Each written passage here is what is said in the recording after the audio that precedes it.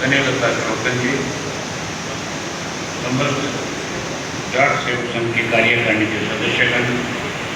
और राजस्थान से आए हुए साहिल सिहाग के पिता सतीश सिहाग जी, सोनू सिहाग जिला परिषद के चेयरमैन जी और यशवंत जी, आप इन सब बच्चों का इस स्वागत समारोह में स्वागत करने के लिए आए आदरणीय सभी साथियों, मेरे से पहले सामवान साहब ने भी और विशेष रूप से जो यूपीएससी में आज समाज का नाम रोशन करके कहीं हमारी एक पहचान बनाने का काम करने वाले बच्चों ने भी अपनी तरफ से समाज के लोगों के सामने सारी बातें इतने अच्छे ढंग से प्रस्तुत करी, इतने अच्छे ढंग से बताया। तो मैं बैठा बैठा सोच रहा था कि जब मुझे बोलने का समय मिलेगा तो मेरे पास तो कोई वो पंक्ति नहीं होगी कि मैं इन बच्चों के लिए कुछ कह सकूँ या इन समाज के लोगों को कोई नई बात बता सकूं। चर्चा कर रही थी समाज की, खास करके मैं जाट सेवक समाज के उन सभी साथियों को इस बात के लिए बधाई देता हूं कि वो लगातार पिछले 11 वर्ष से इस बात के लिए प्रयासरत हैं कि वो अपने समाज के लोगों को जहाँ सम्मानित कर सके, वहाँ समाज में जागृति पैदा कर सके। इसके लिए जो उन्होंने अलग अलग समय पे आप लोगों को निमंत्रण दे करके बुला करके और अपने समाज के उत्थान के बारे में, समाज को कैसे आगे बढ़ाया जा सके, समाज के होनहार बच्चों में कैसे उनका हौसला बढ़ाया जा सके, ये जो कार्यक्रम रखे उसके लिए मैं हम सबको बहुत बधाई देता हूँ और आभार व्यक्त करता हूँ इस बात के लिए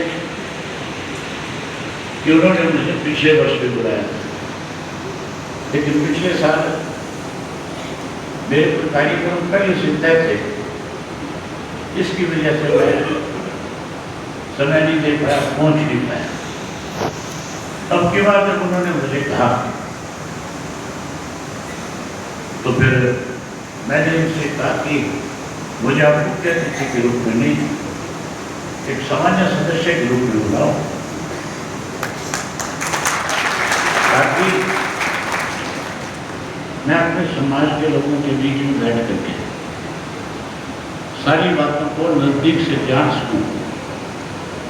कि हमारे समाज का उत्थान कैसे हो सकता है, कैसे समाज आगे बढ़ सकता है। मैंने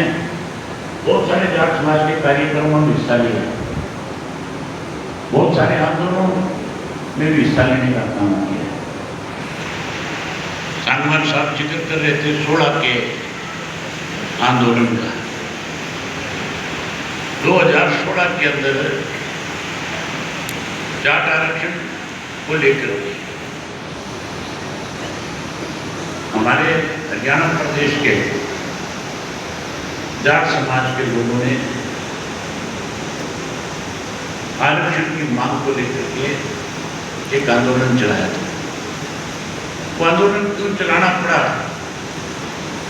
अगर मैं उन सारी बातों का जिक्र करूंगा तो काफी समय लगेगा। वो आंदोलन भी कुछ राजनीतिक लोगों ने केवल अपने स्वार्थ के लिए समाज को गुमराह करने का काम किया।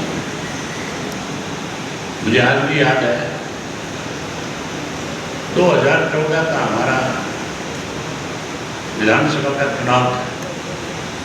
और उस चुनाव से पहले कांग्रेस की गवर्नमेंट थी, हुड्डा साहब मुख्यमंत्री थे। हालात इस किस्म के थे कि आम चर्चा थी कि कांग्रेस की सरकार जाएगी, कैसे दोबारा सरकार बने, इसके लिए उन्होंने एक राजनीतिक सोच के तहत कैसे 5 जातियों का वोट हासिल किया जा सके, उसके लिए केवल जाट समाज नहीं बल्कि 5 जातियों को आरक्षण देने की बात थी। एक विशेष सत्र बुलाया गया विधानसभा का। मैं भी उस विधानसभा का सदस्य था और उस सत्र के दौरान उसके अंदर बिश्नोई को,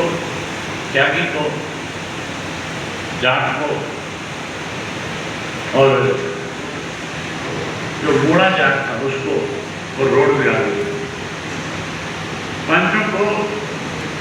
अलग से 10% आरक्षण देने की बात कही गई और ये कहा गया था कि हमने विधानसभा में तो दे दिया, अब हम इसको देश में भी लागू करवाएंगे। वो आधा अधूरा आरक्षण था, आधे अधूरे पेपर थे उसके। इलेक्शन आ गया, इस मुद्दे को बहुत उठाया गया, इसी तरह से वोट हासिल कर दिया गया।